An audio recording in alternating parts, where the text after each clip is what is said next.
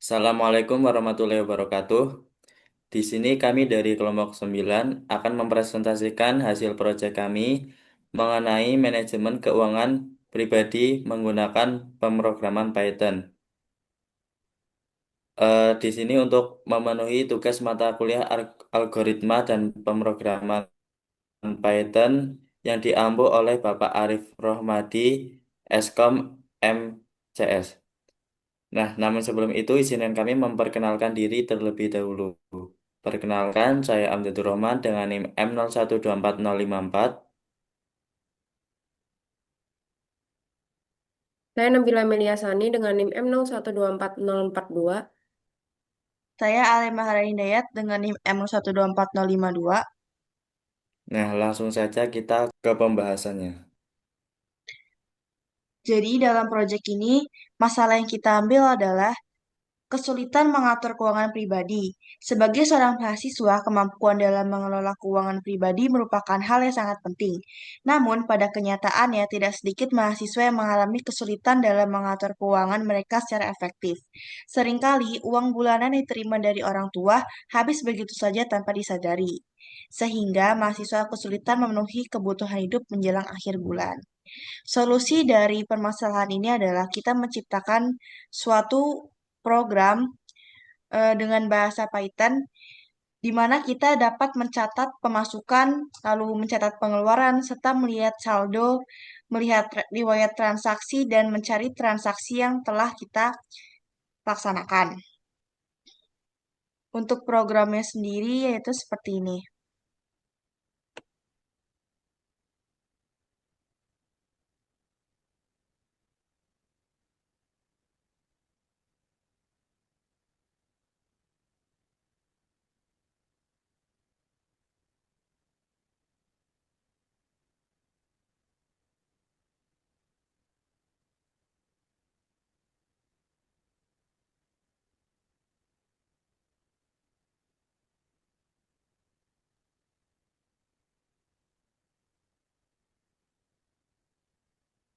Program ini memiliki fungsi utama yang menjalankan seluruh program, menggunakan loop while true untuk terus menampilkan menu hingga pengguna memilih keluar.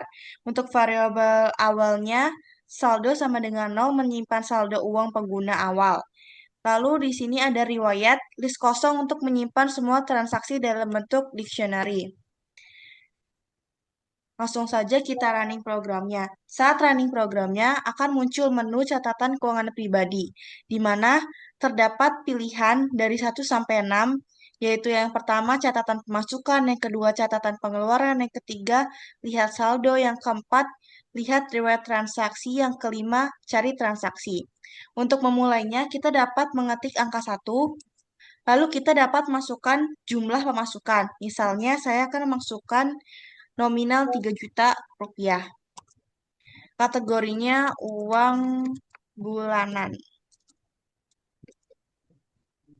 Tanggal 9 Juni 2025. Maka nominal tersebut berhasil dicatat. Selanjutnya, jika kita ingin mencatat pengeluaran, kita dapat mengetikkan angka 2, lalu kita memasukkan nominal pengeluarannya. Misalkan 18.000, kategorinya untuk makanan pada tanggal 9 Juni 2025. Maka nominal tersebut berhasil dicatat. Jika ingin melihat sisa saldo, kita dapat mengetikkan angka 3 dan saldonya akan terpampang jelas beberapa sisanya. Selanjutnya akan dilanjutkan oleh teman saya. Oke, selanjutnya kita akan melihat riwayat transaksi yang sudah kita lakukan. Di sini kita akan mengklik angka 4.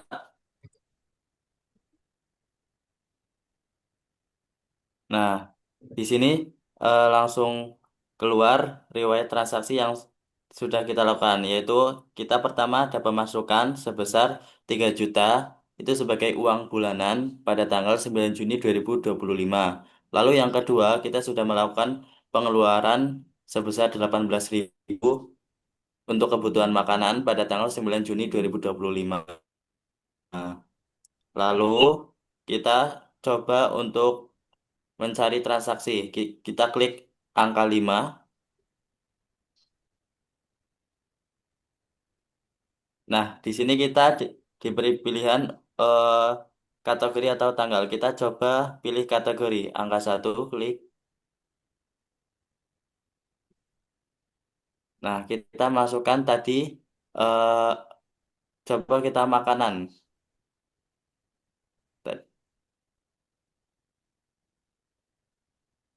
Nah, kita kalau kita kategori makanan itu eh, menghasilkan di pengeluaran yaitu sebesar 18.000 pada tanggal 9 Juni. Coba kalau kita memasukkan tanggal.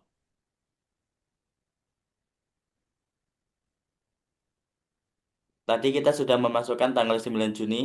Di sini kita masukkan lagi 9 Juni 2025.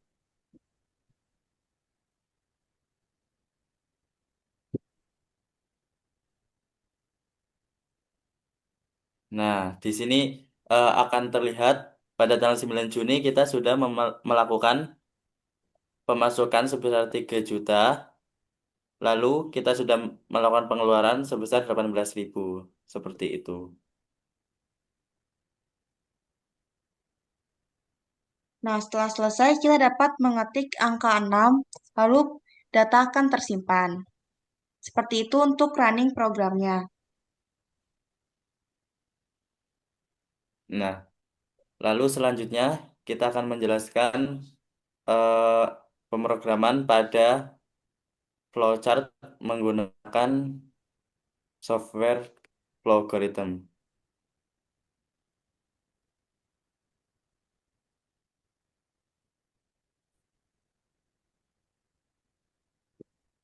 Pada flowchart ini eh, sama halnya dengan program yang udah dijalankan tadi. Jadi yang pertama, program dimulai dengan menginisialisasi variabel yang diperlukan, termasuk saldo dan daftar riwayat, lalu menampilkan menu seperti mencatat pemasukan, pengeluaran, melihat saldo, melihat riwayat transaksi, mencari transaksi, dan keluar dari program. Nah, selanjutnya, program memeriksa opsi yang dipilih pengguna dan menjalankan fungsionalitas yang sesuai. Nah, jika pengguna memilih opsi pertama, yaitu catat pemasukan, program akan meminta jumlah pemasukan, kategori, dan tanggal, lalu menambahkan transaksi ke daftar riwayat dan memperbarui saldo yang sesuai. Jika pengguna memilih opsi 2, yaitu catat pengeluaran, program akan meminta jumlah pengeluaran, kategori, dan tanggal, lalu memeriksa apakah saldo mencukupi. Jika saldo cukup, program menambahkan transaksi ke daftar riwayat dan memperbarui saldo. Namun, jika saldo tidak mencukupi, program menampilkan pesan error. Nah, untuk eh, jika pengguna memilih opsi yang ketiga, yaitu lihat saldo, program akan menampilkan saldo terbaru. Lalu, jika pengguna memilih opsi yang keempat, yaitu lihat riwayat transaksi, program memeriksa apakah daftar riwayat kosong. Jika tidak kosong, program mencetak riwayat transaksi termasuk jenis transaksi, jumlah, kategori, dan tanggal. Selanjutnya, jika pengguna memilih opsi cari transaksi, program memeriksa apakah daftar riwayat kosong. Jika tidak kosong, program menampilkan opsi pencarian berdasarkan kategori atau tanggal, meminta pengguna memilih filter, lalu menampilkan hasil transaksi yang difilter. Dan jika pengguna memilih opsi keluar, program menampilkan pesan terima kasih dan keluar. Baik, demikianlah presentasi dari kami. Kurang lebihnya mohon maaf. Dari kami, wassalamualaikum warahmatullahi wabarakatuh.